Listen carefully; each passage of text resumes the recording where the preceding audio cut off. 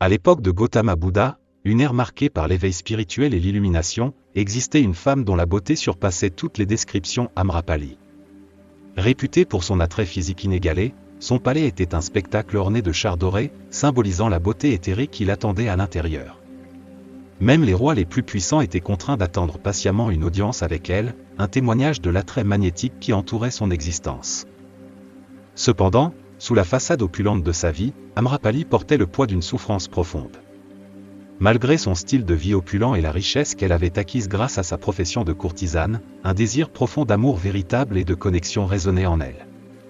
Elle n'était pas simplement une femme d'attrait physique, elle était l'incarnation de la contradiction, la fiancée chérie d'une ville, mais une âme solitaire aspirant à une connexion qui transcendait le monde matériel. Les couloirs de son palais résonnaient d'histoires sur sa beauté envoûtante, mais au fond d'elle-même, une solitude profonde persistait. Amrapali n'était pas simplement une figure captivante, elle était une toile complexe de contradictions, une âme cherchant la paix au milieu des pièges somptueux de son existence extérieure. Un jour fatidique, alors qu'elle se tenait sur la terrasse de sa demeure resplendissante, une vision se déploya devant elle qui allait changer le cours de son destin. Un jeune moine bouddhiste, vêtu avec simplicité et portant seulement une simple coupe mendicante, attira son attention. Malgré l'absence de la grandeur qui accompagnait généralement ceux qui cherchaient une audience avec elle, le moine émanait une aura de présence, de conscience et de grâce qui captiva le cœur Amrapali. Enchanté par l'essence spirituelle du moine et attiré par la simplicité qui le définissait, Amrapali descendit de son perchoir élevé pour tendre une invitation au moine, un geste qui allait mettre en marche une rencontre profonde entre deux âmes naviguant dans la danse complexe du désir, de la spiritualité et de la quête d'une véritable connexion. Acceptant gracieusement l'invitation de Amrapali, le jeune moine bouddhiste pénétra dans sa résidence opulente. Assis dans les environs somptueux, le contraste entre sa présence modeste et la grandeur qui l'entourait était frappant, mais harmonieux. Alors qu'il prenait part au repas modeste qu'elle lui avait offert, Amrapali ressentit une tranquillité dans l'air, une sérénité qui transcende les artifices matériels qui les entouraient. Ému par l'impulsion de se connecter avec le moine au-delà des limites d'un simple repas, Amrapali fit une offre généreuse supplémentaire.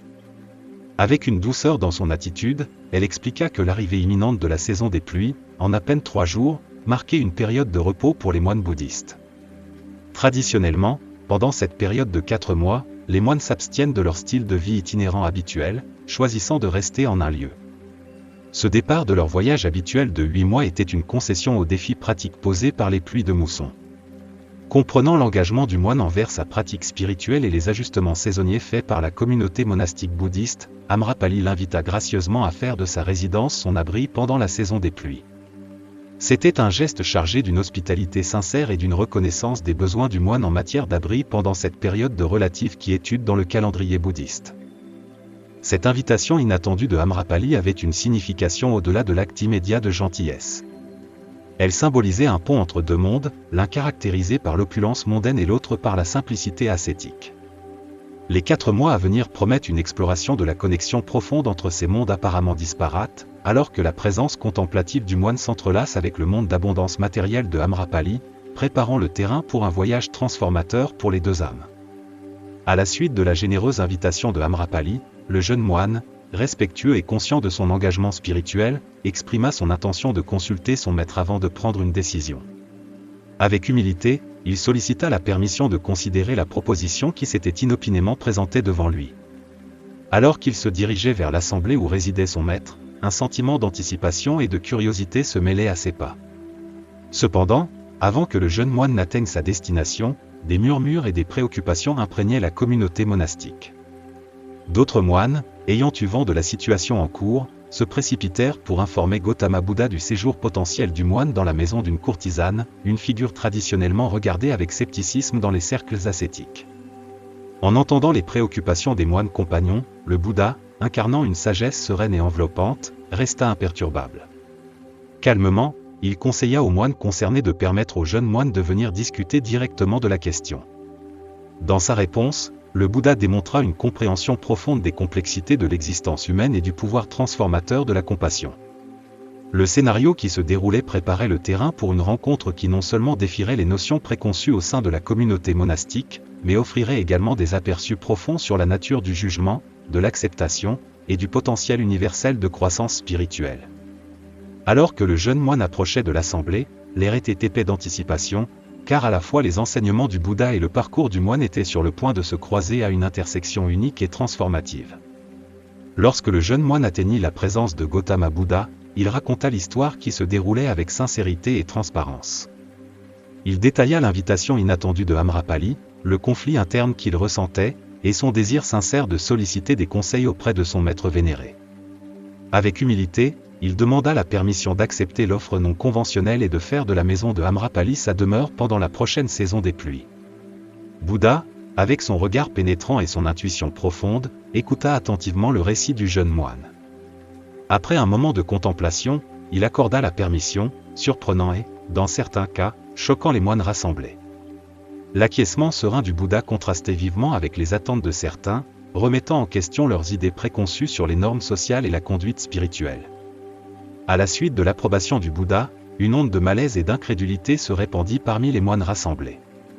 Certains furent scandalisés par le départ apparent des conventions établies, incapables de concilier l'idée d'un moine résidant dans la maison d'une femme, surtout d'une femme exerçant le métier d'Amrapali. Un moine franc, incapable de contenir sa désapprobation, accusa le jeune moine de dissimuler la vérité, mettant en évidence le détail provocateur qu'Amrapali n'était pas simplement une femme mais une prostituée. L'accusation résonna dans l'espace sacré, perturbant momentanément la tranquillité qui entourait généralement les enseignements du Bouddha. Cependant, le Bouddha, indifférent aux murmures de dissension, maintient son calme. En réponse à l'accusation, il offrit une perspective profonde qui transcenda les jugements sociaux, soulignant l'universalité de l'expérience humaine et le potentiel de transformation et de compassion même dans les endroits les plus inattendus. Ce moment charnière remet non seulement en question la sagesse conventionnelle des moines, mais devient aussi une leçon poignante de compassion, d'acceptation, et de la capacité illimitée de croissance spirituelle. Bouddha, attentif aux dynamiques en cours et au scepticisme parmi ses disciples, aborda calmement la situation. Il précisa qu'il avait accordé la permission au jeune moine en fonction de la manière respectueuse et non jugeante dont il avait présenté son cas. Notamment, le Bouddha souligna que le moine s'était abstenu d'utiliser le terme « prostituée » et avait fait preuve d'un véritable respect en racontant les événements ayant conduit à l'invitation non conventionnelle de Amrapali. Face aux doutes persistants et aux réserves des disciples, le Bouddha, toujours le sage enseignant, les exhorta à faire preuve de patience et à adopter une attitude de silence. Il rassura l'assemblée que la vérité de la situation se dévoile naturellement au cours des 4 mois pendant lesquels le moine résiderait dans la maison de Amrapali.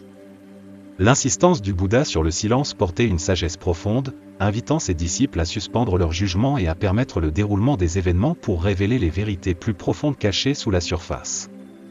En faisant confiance au jeune moine et en préconisant une observation patiente des circonstances en évolution, le Bouddha démontra une compréhension profonde de la nature humaine et du pouvoir transformateur de la compassion et du non-jugement.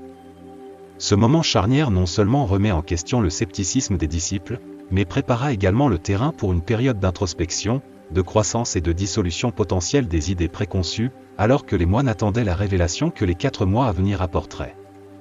Au fur et à mesure que les 4 mois se déroulaient, le moment tant attendu arriva lorsque le jeune moine revint, accompagné de Amrapali, la célèbre courtisane. Dans un geste de profonde révérence, Amrapali s'approcha de Gautama Bouddha et, avec une humilité extrême, toucha ses pieds, une expression de respect et de reconnaissance de la sagesse spirituelle incarnée par l'éveillé. Dans un récit captivant l'assemblée, Amrapali raconta ses expériences pendant le séjour du moine dans sa résidence opulente. Contrairement aux attentes, elle révéla ses tentatives futiles de séduire le moine, racontant comment sa conscience inébranlable et son discernement spirituel l'avaient dissuadé de suivre le chemin du désir. Au lieu de succomber aux tentations des plaisirs matériels, le moine, par sa conscience profonde, avait guidé Amrapali vers la réalisation de l'importance de la découverte de soi et de la quête de sa véritable nature. La transformation de Amrapali fut profonde, et sa nouvelle compréhension résonna avec les enseignements du Bouddha. Ayant entrevu l'impermanence des plaisirs mondains et la vacuité qu'ils portaient, elle exprima le sincère désir de renoncer à toutes ses possessions.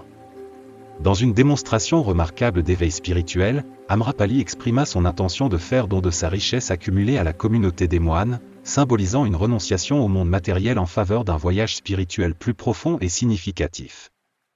Le déroulement des événements non seulement confirme la sagesse de la décision du Bouddha, mais sert également de témoignage puissant du potentiel transformateur inhérent aux connexions humaines et aux enseignements de la pleine conscience et de la réalisation de soi. L'union de la guidance spirituelle du moine et de la réceptivité de Amrapali avait conduit à un changement profond, marquant un chapitre crucial dans le voyage des deux individus vers l'illumination et la libération des liens des attachements mondains.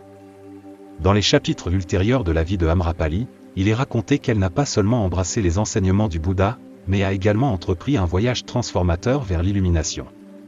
Surgissant de son passé en tant que courtisane nommée, Amrapali défia les attentes sociales et devint l'une des femmes moines éclairées au sein des disciples bouddhistes.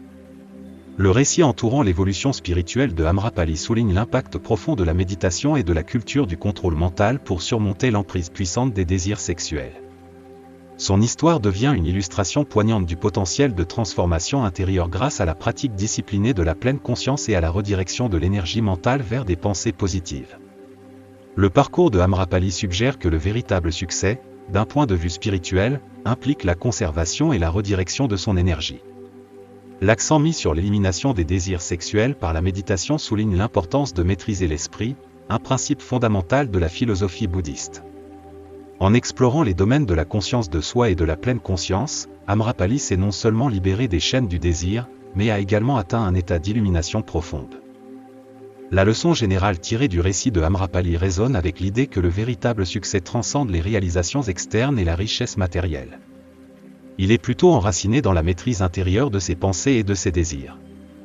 Le pouvoir transformateur de la méditation, tel qu'illustré par le parcours d'Amrapali, sert de rappel intemporel de la capacité humaine à surmonter les défis posés par la nature éphémère et transitoire des plaisirs mondains. Son histoire devient un phare durable, éclairant le chemin vers l'épanouissement spirituel et la conquête des tumultes mentaux par la pratique de la méditation et la culture d'états mentaux positifs.